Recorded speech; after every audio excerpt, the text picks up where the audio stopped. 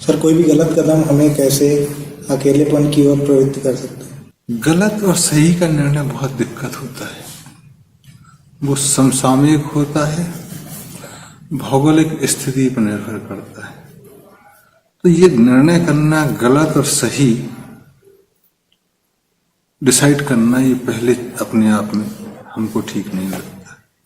But जैसी की स्थिति है समाज की, उसके हिसाब से अगर गलत है तो आपको आपके साथी लोग छोड़ जाएंगे, आपके करीबी लोग छोड़ जाएंगे। वो आपकी गलती हो, जानबूझकर की गई या अनजाने में। जैसे किसी को कोढ़ निकल आए तो कोढ़ी आदमी खुद भी कहता है कि यार देखो ये परिवार है, सबको कोढ़ हो जाएगा, मुझे अकेला छोड़ दो, मैं देखूंगा। तो कई दिन तक दिक्कत होती है और फिर एक आध दिन कोढ़ी आदमी खुद चला जाता था। या कई लोग अगर बुजुर्ग हैं या ऐसे ही है, छोड़ के भी आ जाते थे, निर्दयी हो जाते थे। कई बार अस्पतालों में छोड़ आते हैं। फिर आपके मान लो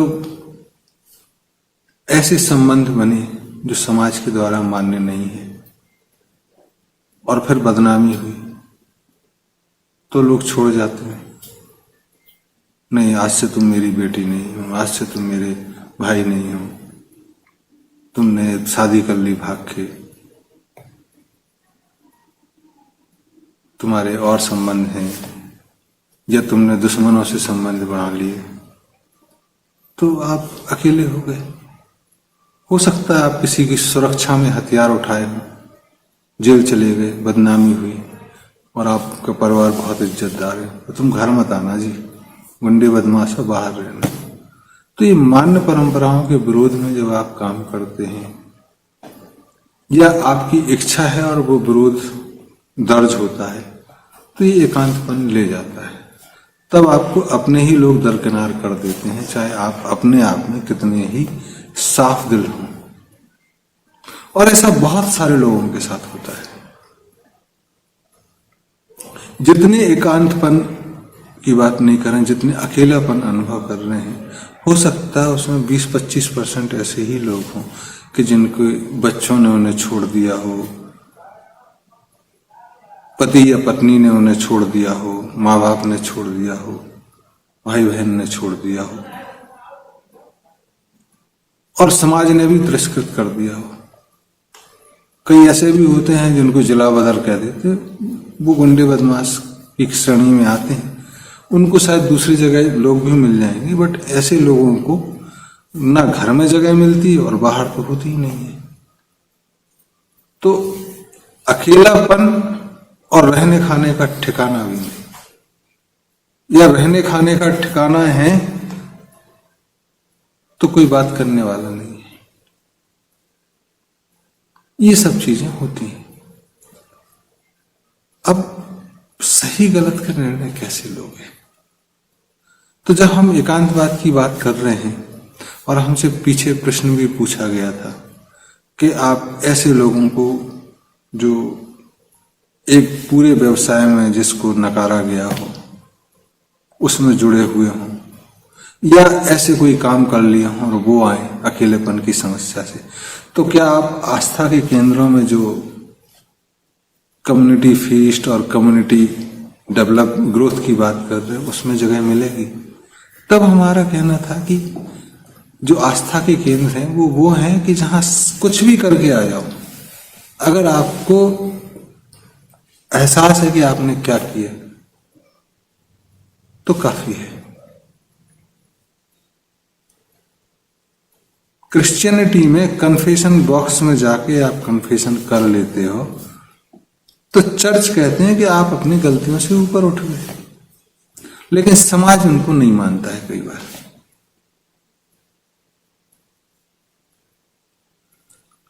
लेकिन हम ये कह सकते हैं कि अगर हम आस्था का केंद्र में, अगर बोल रहा हूं तो थोड़ा समय लगेगा, ऐसी व्यवस्था करते हैं तो वहां कोई भी आ जाए, वो सब पीछे छोड़ के आए, तो हम उनको जगह देंगे। और ऐसे रिजेक्टेड, डिजेक्टेड, अबेंडेंड और kicked out are there in the society. They too deserve support. अगर वो ऐसे ही होते तो भगवान उन्हें बुला लेता। भगवान ने उन्हें जिंदा रखा है, तो भगवान ने जिंदा रखा तो भगवान के केंद्र में जगह मिलनी चाहिए। तो आपका प्रश्न एकांतवाद की तरफ नहीं, अकेलेपन की तरफ प्रवृत्त करता है, ये सही है। ओपन एंडेड क्वेश्चन था आपका, बट ये सही है कि करता है। और ऐसे लोगों को भी सहयोग की, सहायता की जरूरत होती है, जो समाज को देनी चाहिए। Thank you. सर, हमने बात की अकेलापन की समस्या दूर करने के लिए धार्मिक स्थानों पे सामूहिक रूप से भोजन खिलाने की। तो अब भोजन खिलाने की बात है तो इसमें तो ऐसा है कि सभी लोग अलाउ होंगे। कुछ ऐसे व्यक्ति जो समाज से कटे हुए हैं, like date, sex worker, transgender और किसी स्पेशल मतलब कुष्ठ रोग, वैसे व्यक्तियों का भी वहां आना होगा, तो इसको कैसे हैंडल किया जाए? बड़ा अजीब है कि ये प्रश्न उठ रहा है। एक तरफ हम चर्चा कर रहे हैं कि जो एकांत में आ गए हैं मजबूरी के कारण, जो अकेलेपन से पीड़ित हैं, वो सब लोगों की समस्या, फिर हम विभाजन कर देते हैं। जब बात कहें कि अकेलेपन से जो पीड़ित हैं वह सभी, तो वाक्य पूरा है। फिर जैसे ही आप लोग जोड़ दोगे कि ये नहीं आ सकते हैं, वो नहीं आ सकते, तो फिर टुकड़े हो गए। और टुकड़े करते जाओ तो कितने ही अनंत हो जाएंगे कि नहीं, वो लाल चड्डी पहन के नहीं आ सकते जी, केसरिया चड्डी पहन के नहीं आ सकते। अगर आपको आना है तो भाई पहले ना यीशु की प्रार्थना करना जरूरी है, फिर खाना मिलेगा। या यूं कहें कि नमाज पढ़ो जी, फिर खाना मिलेगा। फायर टेम्पल की प्रेयर करो। तब शर्तें आपने पहले लगा दी तो समस्या के समाधान नहीं निकलेंगे।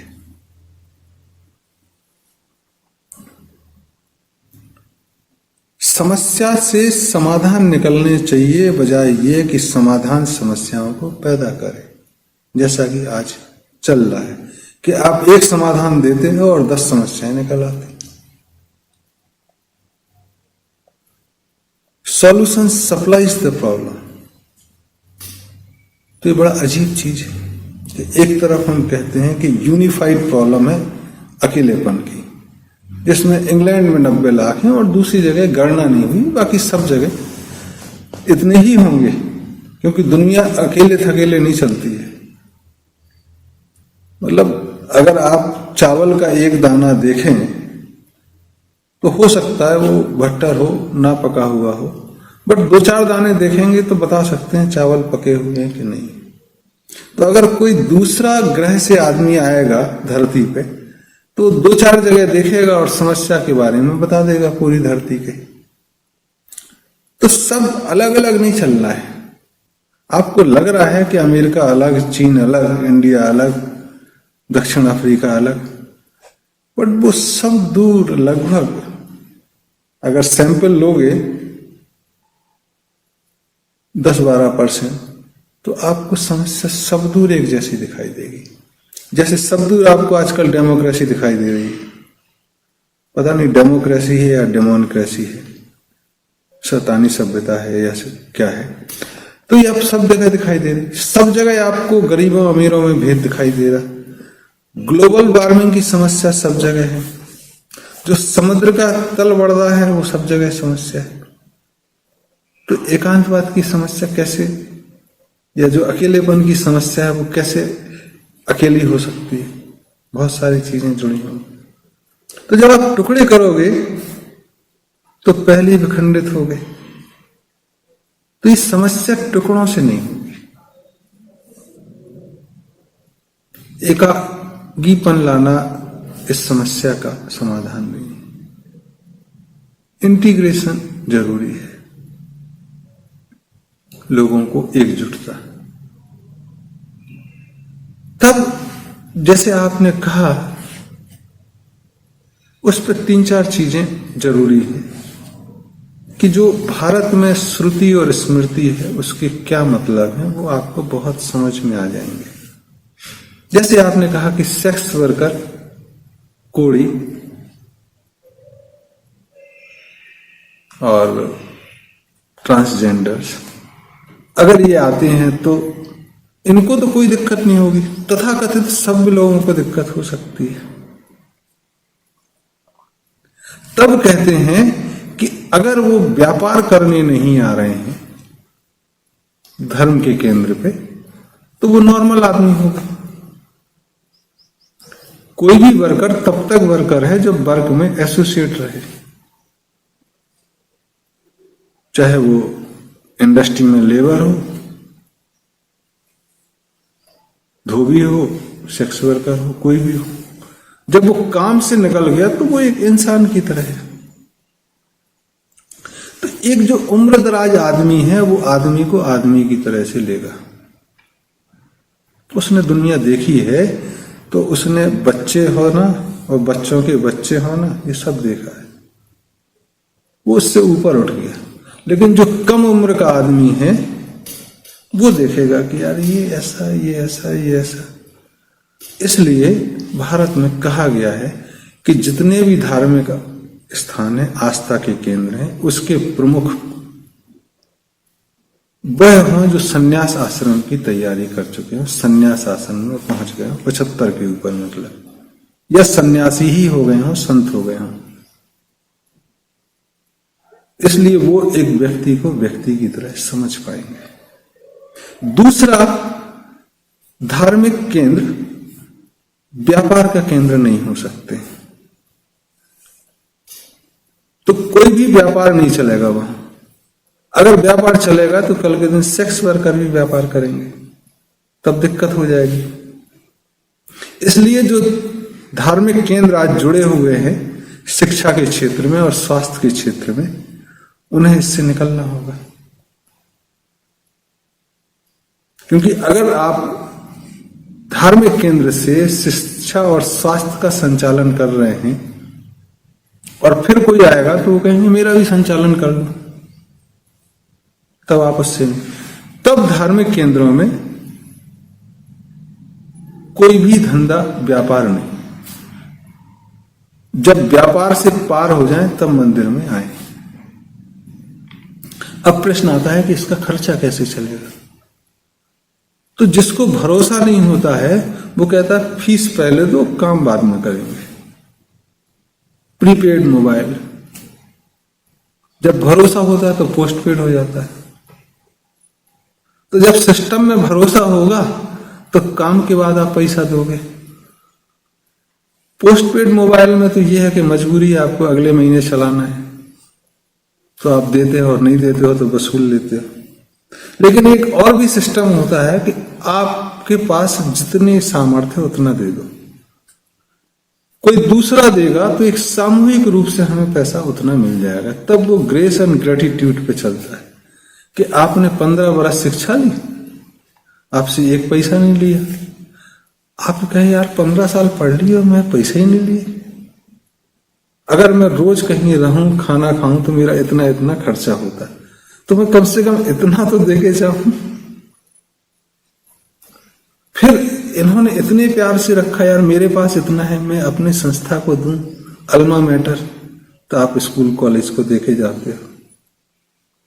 तो वो जो गुरु दक्षिणा चलती थी वो ये प्रतीक था कि आप बाद में देके जाएं और जितना देना है बंद लिफाफे में। आपकी सामर्थ्य एक सोने के सिक्के की है या एक गांव की टैक्स की या और ज्यादा की, वो आपकी श्रद्धा है। ये कॉलेज, स्कूल, शिक्षा वो संस्थान चलाते हैं। स्वास्थ्य में भी ऐसे ही, आप ठीक हो गए जाओ घर, पैसे हैं दे जाओ, नहीं है तो चले जाओ। व्यापार नहीं है। अभी आप बीमार पड़े, बहुत अच्छी बात है, पैसा रखो पहले। तो जो धार्मिक संस्थानों से आस्था के केंद्र से चलेंगे, वहां व्यापार नहीं, वहां ग्रेस एंड ग्रेटिट्यूड।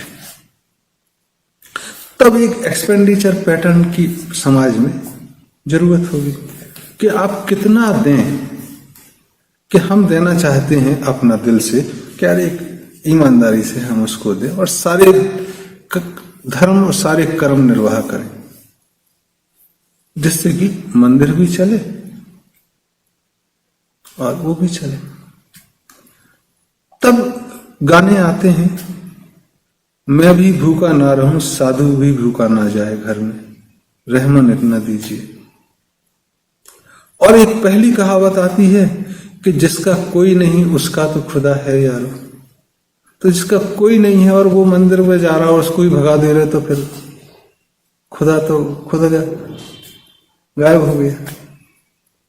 तो भाई वो तो तभी वहां गया है कि जब कहीं नहीं है। तो पहला डिमार्केशन में तो खर्चा। तो खर्चे के बारे में जब हमने पूछा, कहीं लिखा हुआ नहीं है, मतलब जो मैंने पढ़ा हो, जो हमने सुना, उसको हमने लिखा भी है मीता लाइफ स्टाइल एजेंडा में। तो मैंने फादर से पूछा अपने कि खर्चा कैसे करना चाहिए, अगर मैं 100 रुपये कमाता हूं तो मुझे क्या खर्च करना चाहिए। तो मेरे फादर ने कहा कि देखो, जो भी पैसा कमाओ तब अपना भूत, वर्तमान, भविष्य, निकटवर्ती समाज और शासन की जिम्मेदारी को बराबर बराबर बांट लो। मैंने पूछा, कुछ समझ नहीं आया इसको, थोड़ा सा विस्तार में। बोले भूत मतलब तुम्हारे माँ बाप, उन्होंने तुम्हें पढ़ाया, एक कर्जा हुआ, तो 1/4 उनको दे दो। वर्तमान तुम, तुम्हारी पत्नी, 1/4 तुम रख लो। भविष्य तुम, तुम्हारे बच्चे, बच्चा बच्ची, 1/4 उनको दे दो। धर्म, आसपास का धर्म, 1/8 उसको रख दो, 1/8 शासन को रख दो, 12%।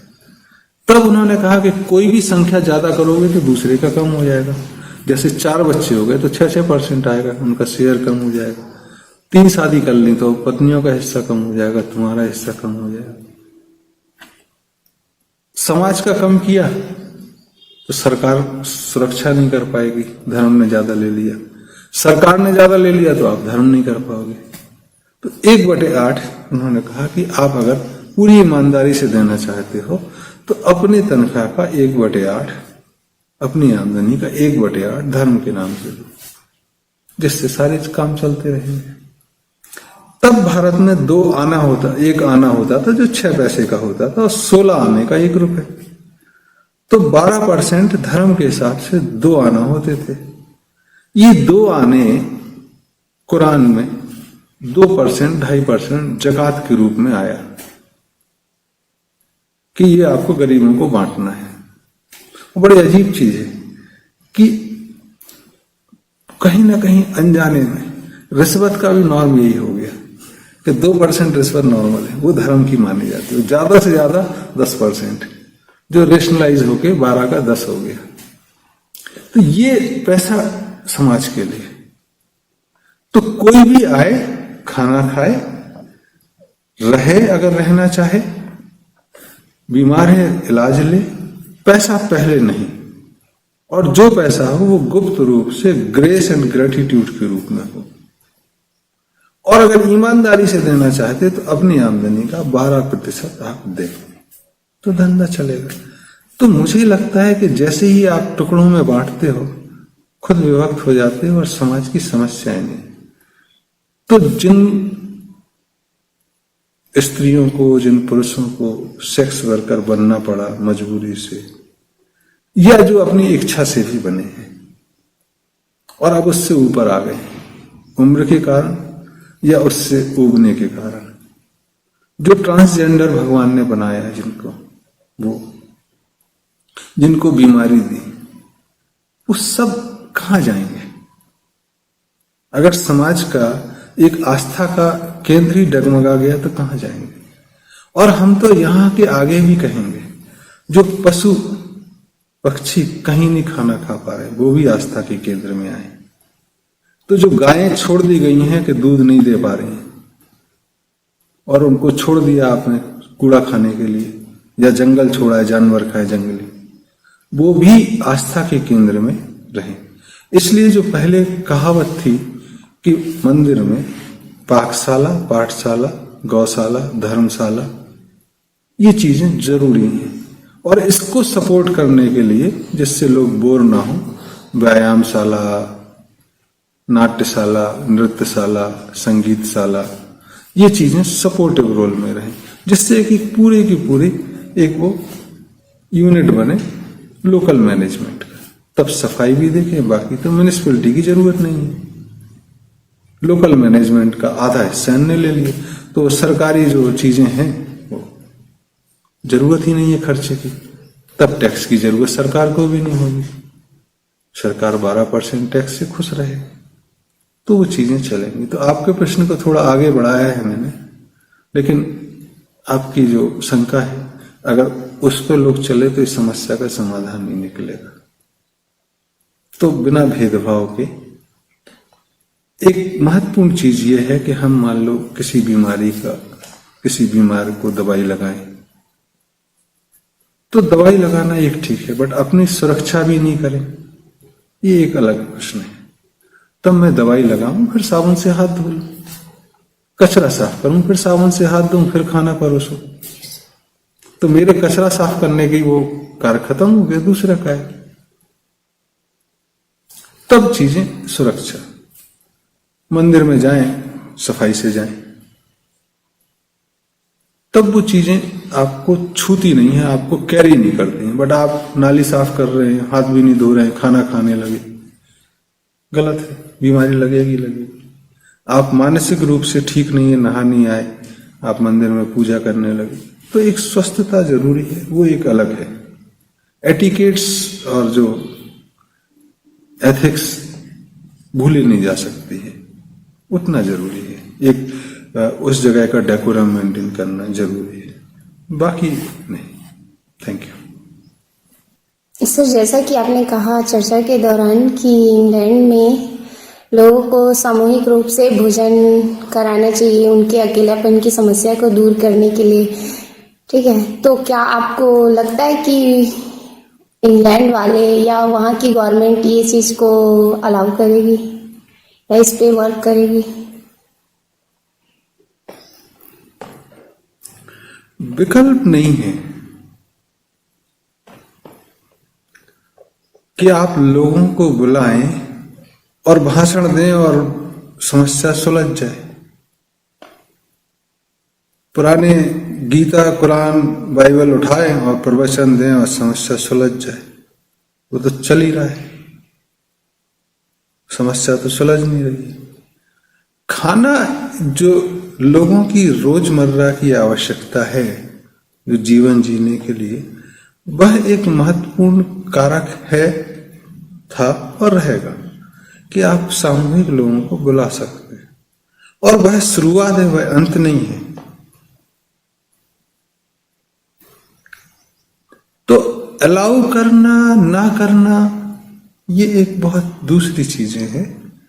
सामान्यतः जो बहुत बड़े लोग हो जाते हैं या जो अपने को बड़ा समझने लगते हैं, वो समस्या में घूमते घूमते मर जाएंगे, लेकिन नए विकल्पों पे ध्यान नहीं देंगे।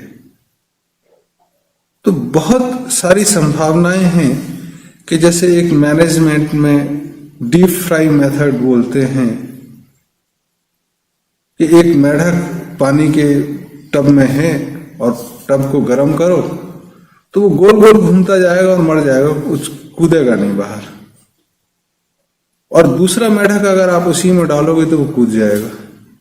तो उनकी स्थिति अगर मेढक जैसी हो, डीप फ्राई वाली, कोई आश्चर्य नहीं है, क्योंकि मैनेजमेंट यही कहता है। और मैं इतना बोल रहा हूं इसीलिए कि वो डीप फ्राई जैसी उनकी हालत ना हो, वो उससे निकलें।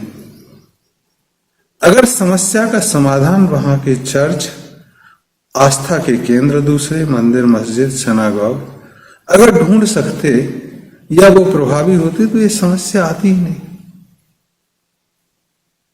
समस्या प्राकृतिक नहीं है, समस्या लाई गई है, तो लाई गई है तो निवारण भी करना पड़ेगा। अभी जंगल की आग कई बार होती है कि जंगल में आग लग गई नेचुरल, और आप 15 दिन बुझा रहे हैं, फिर एक दिन पानी बरसा और सारी आग बुझ गई। तो ये प्राकृतिक चीजें हैं जो आपको ठीक करती हैं। आपने समुद्र पे जमीन घेर ली, बिल्डिंगें बना ली, आप बहुत खुश हो गए, फिर एक दिन चक्रवात आया, भूकंप आया और सारी बिल्डिंग तहस नहस। तो प्रकृति को ना मानना, एक समस्या लाना, या तो वो कैटेस्ट्रॉफी वाला तरीका है, डीप फ्रॉग मेथड है, डीप फ्राई मेथड है, सेल्फ एक्सटिंक्ट है, सुसाइडल मेथड्स है, ये आप समझ जाओ। तो वो अगर संभलना चाहते हैं तो संभले, और पूरे जितना हम बोले हैं वो उसके लिए है कि वो संभले, क्योंकि जिस मुकाम पे वो पहुंचे हैं दूसरे लोग अभी भी कोशिश कर रहे हैं कि वहां मुकाम पे पहुंचे। तो आप जहां पहुंच गए हो, अगर आप सुधर गए तो बाकी भी रुक जाएंगे। इसलिए पूरी मानव जाति के लिए ट्रांजिशन का पॉइंट है कि इंडस्ट्रियल जो कारखानिया युग का अंत कैसा होगा, या अभी तो अंत नहीं है, अंत की शुरुआत कैसी होगी, ये एक उदाहरण है। और अगर पूरे पश्चिम में और पूरी दुनिया में नजर डाले आज के दिनांक में, तो इंग्लैंड उसमें अग्रणी रहा है। फ्रांस, नीदरलैंड, इटली, स्पेन, ये पिछले गुरु हैं उनके, जो अलग अलग दुनिया में राज करे, और सबसे ज्यादा इंग्लैंड में, तो सबसे ज्यादा समस्या इंग्लैंड में है। तो इंग्लैंड की मजबूरी भी है, और वहां पहुंचा है तो उसकी जिम्मेदारी अपने नागरिकों के प्रति तो बनती है कि वो इस चीजों को करे। आप कहें कि चर्च कर लेंगे, मंदिर कर लेंगे, तो जैसे ही शुरू करेंगे वहां के पादरी, पंडितों, मौलवियों की एकाधिकार पर प्रश्न चिन्ह लगेगा, तो वो कभी नहीं करना देना चाहेंगे, उनकी दादागिरी कम होगी। तो जब भी कोई समाज, जब भी कोई संस्था रुग्ण होती है, बहुत कम ऐसा होता है कि वो खुद सुधर जाए। कई बार रुग्ण इसलिए ही हो जाती है कि उसमें साहस नहीं बचा लड़ने का, तो कोई बाहरी चीज होती है जो आके ठीक करती है। जैसे जितने देशों पर भी आक्रमण हुए वो इसलिए हो पाए कि वहां की जनता अपने राजा से या अपनी सरकार से अलग थलग हो गई, तो बाहरी आक्रमण आसान हुए। शरीर का भी बीमारियों का जो संबंध है वो यही है कि शरीर ने, दिल, दिमाग, शरीर अलग अलग हो गए तो बीमारी आ गई। आपने वर्जिश नहीं की, बीमारी आ गई। तो जब डॉक्टर के पास जाओगे वो कुछ इलाज बताएगा। बहुत कम लोग ऐसे होते हैं कि स्वयं स्वाध्याय से चीजें ठीक कर ले, कि इस स्थिति पे आप पहुंच गए हैं, अब खाने का परहेज करेंगे, अब सवेरे घूमने जाएंगे, अब योग करेंगे, गाना गाएंगे, ध्यान देंगे, ध्यान में रहेंगे और ठीक हो जाएंगे, सूरज की रोशनी लेंगे। प्रकृति में बहुत सारी चीजें हैं जिससे आप ठीक हो सकते हैं, बट गिने चुने लोग ऐसे होते हैं। और अगर हालत इतनी खराब हो गई है इंग्लैंड में, तो मुझे नहीं लगता कि वहां ऐसे लोग बचे होंगे। इनकार नहीं किया जा सकता कि बचे नहीं होंगे, लेकिन जिस तरह से सरकार कह रही है कि 1 साल में हम करेंगे, कोशिश करेंगे और फिर बनाएंगे, तो सरकार की संजीदगी पे शंका तो खुद ही खड़ी कर रहे हैं कि 1 साल तक हम कुछ नहीं करेंगे। और बाकी लोग भी जो कि चूंकि सरकार से ही ताकत पाते, जितने धार्मिक संस्थान आज दुनिया में हैं, उस सत्ता के एक दूसरा केंद्र है जो उस पहली सत्ता से ताकत पाते हैं, तो अलग से कैसे करेंगे? समाज अपने में खड़ा हो और फोर्स करे चर्च को, सरकार फोर्स करे कि तुमको करना है, तुमको बदलना है, अब बीमारी ऐसी हो गई कि भैया रोज दारू नहीं पी सकते, रोज काजू नहीं खा सकते, अब दाल रोटी खानी होगी और वर्जिश करनी होगी, अंकुरित खाना खाना होगा। तब मैनेजमेंट ऐसे चलाना होगा जिसमें आपकी दादागिरी नहीं, सवेरे उठो भाषण दे के कन्फेशन करा के चीजें नहीं चलेंगी, अब एक्शन में आ जाओ, तब चीजें सुधरेंगी। तो प्राथमिक तौर पे अगर हम कहें आपकी बात को, तो ये मोस्ट अनलाइकली है कि वो करे, और तब भी हम कह रहे हैं, इतना सारा कहे तो इस आशा से कहे कि शायद हो जाए। तो मुझे चर्चों से, मंदिरों, मस्जिद, गुरुद्वारा के पंडित, पादरियों, मौलवियों से उम्मीद नहीं है कि वो करेंगे। कुछ संजीदा लोग जो दुनिया को देखे हुए हैं, जो उन सारी चीजों से उबरे हुए हैं, जो सारी चीजों को देखे हुए हैं, परिवार वाले हैं, बच्चे देखे, नाती पोते देखे हैं, पैसा देखा है, लोगों को बिगड़ते सुधरते देखा है, उनसे उम्मीद की जा सकती है। जो फालतू में सेलिब्रेट बने हुए हैं और फिर चर्चा में आ रहे हैं, उनसे उम्मीद करना बेमानी है। तो मैं कह इसलिए रहा हूं कि चर्चा शुरू हो और फिर कोई सज्जन उभर के आए, तो हो सकता है कि जिन्होंने रईसी देखी हो वो कुछ निकल के आए। जैसे 2500 वर्ष पहले चीजें खराब हुई होंगी शायद, तो एक पूरी की पूरी परंपरा, पाइथागोरस, प्लेटो, सुकरात, कन्फ्यूशियस, लाओ त्से, बुद्धा, चाणक्य, महावीर, एक पूरी दुनिया में एक नए लोग उभर के आए, तो यहां भी शायद उभर के आए। मेरा आग्रह यही है। और धर्म की दुनिया में कहें तो बौद्ध ने कहा था कि हमारा धर्म 2500 वर्ष चलेगा, तो वो लगभग 2500 पूरे होने वाले हैं। मुस्लिम धर्म में पैगंबर साहब ने कहा, और पैगंबर को लोग अंतिम पैगंबर मानते हैं, उसमें कोई शंका नहीं, लेकिन उसी पैगंबर ने उसी कुरान में यह भी कहा कि 1400 साल बाद 2 पैगंबर आएंगे जो दुनिया को शांति का संदेश देंगे। तो हम इंतजार कर सकते हैं कि 2 पैगंबर आए और शांति का संदेश पढ़ाएं। तो मेरा उसी कड़ी में कहना है कि चीजें ठीक हों, और चूंकि इंग्लैंड ने शुरुआत की थी बिगाड़ने की या एक नई दिशा देने की, तो उम्मीद की जा सकती है कि वो इस स्थिति में पहुंच गए हैं कि जहां वो समस्याओं पे आ गए हैं, जो पहले स्टेज की समस्या होती, या उसको दूसरा स्टेज कहें, पहले अर्थ और फिर कर्म, कि दूसरी स्टेज की इस सीमा पे आ गए हैं कि तीसरी स्टेज में अब जाना है, तो इंग्लैंड लीड ले। तो मेरा सारा का सारा जो श्रम या कहना है वो इसीलिए है। तो फिर से एक बार रिपीट करूं कि मुझे उम्मीद नहीं है, मैं ऐसा नहीं कह सकता हूं, लेकिन वो लोग करेंगे इसमें बहुत कम संभावनाएं हैं।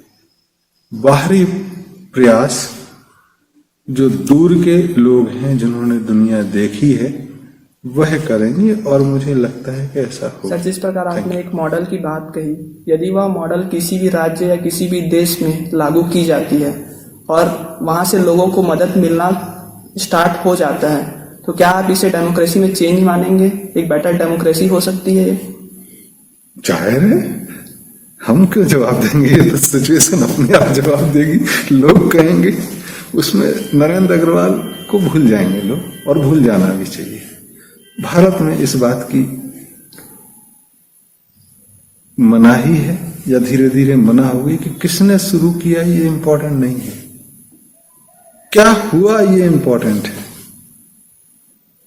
तो कई चीजें आपको याद ही नहीं होंगी कि रामचंद्र जी ने की या कृष्ण ने की, तो बहुत बड़े फिगर थे इसलिए याद है, बट किसने की वो भी तुम्हें याद नहीं होगी। तुम्हें यह भी याद नहीं आएगा कि ये गीता में लिखा है या रामचरितमानस में है, तो उस बात पे ध्यान नहीं देना चाहिए।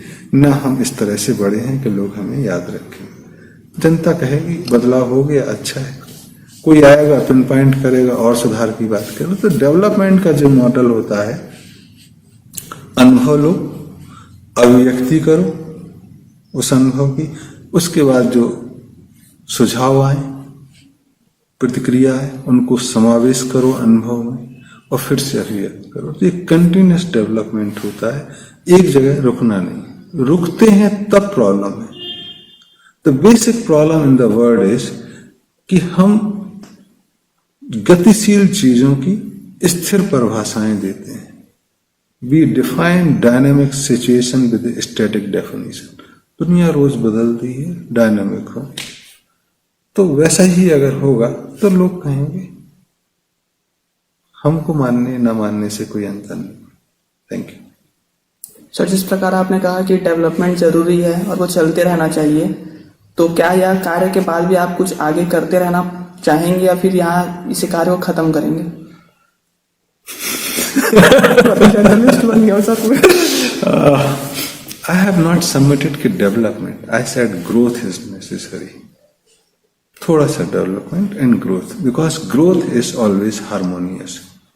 आप कब 1.5 फीट से 6 फीट के हो गए आपको पता ही नहीं लगा होगा, ना आपके माँ बाप को।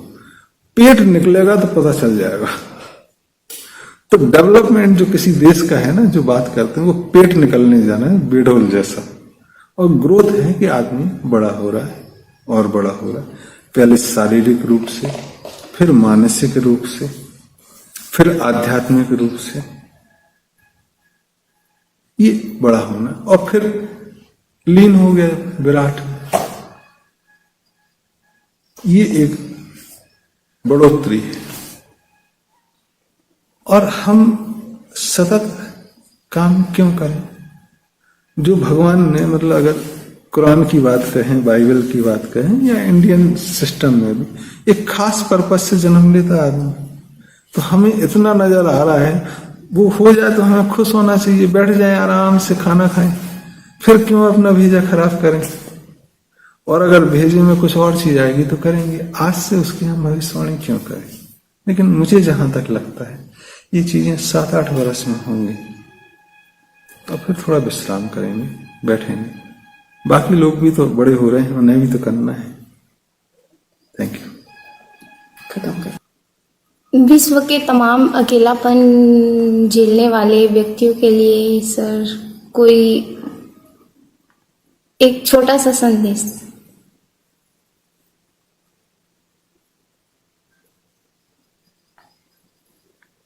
संदेश तो नहीं देना चाहूंगा, कुछ कहना जरूर चाहूंगा, क्योंकि संदेश एक तरफा होता है।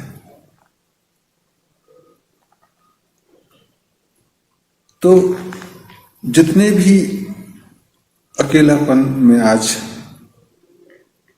जूझ रहे हैं, वो सारे मेरे प्रिय, मैं थोड़ी सी चीज यही कहना चाहूंगा कि हो सकता है वजह कुछ भी हो आपके अकेलेपन की। बच्चों ने ठुकरा दिया हो, माँ बाप ने ठुकरा दिया हो, संगी साथियों ने छोड़ दिया हो,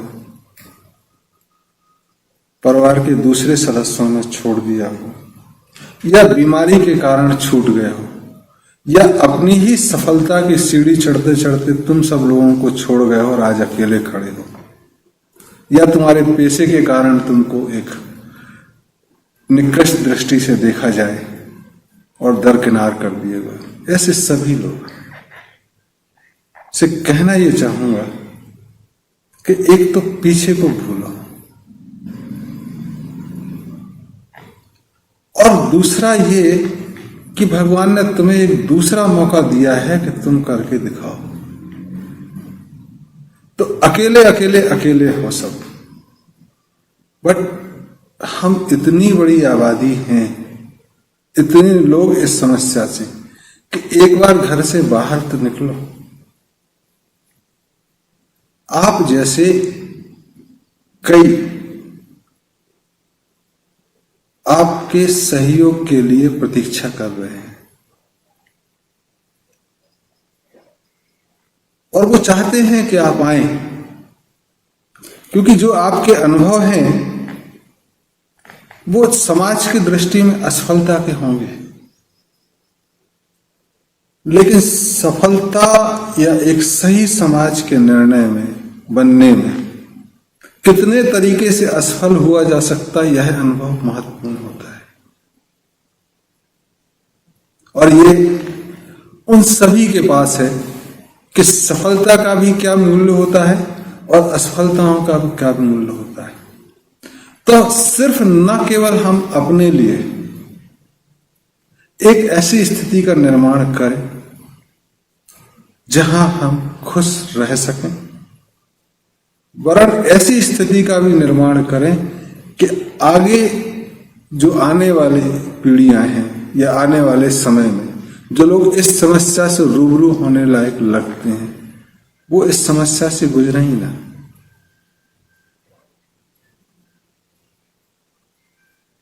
इसके अलावा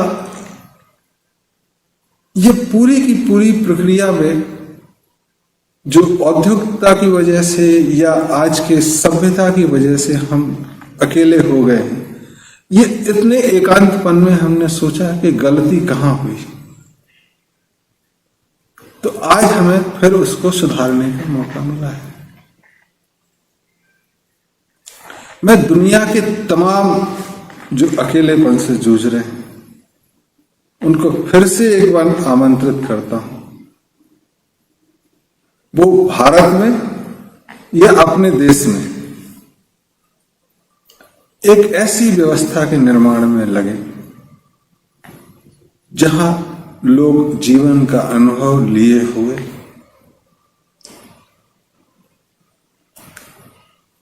धूप में बाल सफेद न किए हुए बड़े अनुभव में बाल सफेद किए हों, या बचपन से सफेद हों तो उनको पकाया हो, वो सब लोग एक ऐसी जगह इकट्ठे हों कि जहां से समाज का एक नया आवरण शुरू हो। जितनी भी कुरीतियां चल रही हैं या जितने भी सिस्टम में सिस्टमैटिक प्रॉब्लम है, व्यवस्था में व्यवस्थागत खराबियां या बदलाव की जरूरत है, वो करने के लिए आगे आए, क्योंकि बाकियों के पास तो समय ही नहीं है। उनको तो इतना भी समय नहीं है कि जो हमने 1-1.5 घंटे बोला है इस समस्या पे वो सुने। हालांकि हम उनके लिए भी बोले हैं ये, लेकिन जितना बोले हैं हम उन सब के लिए बोले हैं कि जो एकांतपन से जूझ रहे हैं। और अगर हम चुप गए होते तो प्रकृति फालतू चीज को रखती नहीं है, कूड़े मकोड़े की तरह कीड़े मकोड़े खा लेते हैं, तो हम भगवान को प्यारे हो गए होते। हम जिंदा हैं और ऊर्जा से भी भरे हुए हैं, अभी चुके नहीं हैं। तो ये इस बात का सबूत है कि भगवान हमसे कुछ और कराना चाहता है। तो आप आए। भारत में मेरी इच्छा है कि अप्रैल के अंतिम माह या मई के प्रथम माह से उड़ीसा में समुद्र के किनारे एक ऐसे आस्था के केंद्र का निर्माण कर, या पहले से हो तो उसमें सब लोग रहें, और जितने एकांत हैं वो सामूहिक रूप से खाना खाएं, विश्राम करें, वहां सोने की व्यवस्था हो, वहां उनके स्वास्थ्य की व्यवस्था हम आपस में मिलजुल कर करें, मनोरंजन की व्यवस्था करें, व्यायाम की व्यवस्था करें, और फिर इसके बाद जब हम ठीक हों तो हम समाज को कम से कम कहां गलती हो सकती है उसके लिए एक सुझाव केंद्र, एक सहयोग केंद्र का निर्माण करें, एक सूचना केंद्र जहां पूरी दुनिया में अगर बच्चों को कुछ चाहिए तो हम दे सकें, वो केंद्र बनाए, सफाई का जिम्मा लें, और एक एटिकेट एंड एथिक्स नीति और एक व्यवहार कुशलता या कहें रोजमर्रा के जीवन में कैसे जीना है अच्छी तरह, उसका पाठ पढ़ाएं। और ये सब चीजें बताएं कि देखो एक उम्र निकल जाए तो आप यहां आ सकते हो, क्योंकि यहां व्यापार नहीं होता है। तो भारत में जो व्यवस्था थी सन्यास आश्रम की, ये वास्तव में हम उन सभी को एक सन्यास के लिए, जो अच्छा न्यास होता है जहां अच्छा रहा जा सके, सन्यास मतलब एक अच्छी व्यवस्था जहां रह सके। और ऐसे में अगर लोग मिले और फिर से गृहस्थ जीवन की तरफ लौटना चाहें तो वहां से लौट सकते हैं, लेकिन वहां पे गृहस्थी जैसे रहने की जगह नहीं है,